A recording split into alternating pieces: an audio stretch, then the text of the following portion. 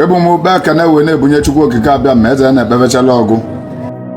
Eze n'ibi n'igwe ọgọdọ ya na-abụ na na-echeta obi esie ike. Ibe ọ bụ na onye nọ na ka ibe dị mma mewelie.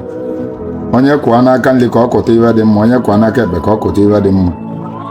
Onye kwụọ n'iru ka ọ kụta ibe dị mma, onye kwụọ n'azụ ka ọ kụta ibe dị mma. Ana m agọlụ gị ọva ebe ọ bụ na ị nọ na wee na-ege m ntị. Ekwu m sị na ibe jebe ya emere gị ibe na ma anaghị ya emere gị ibe. Ekwu m na ụtụtụ taa na ya abalị gị gachi.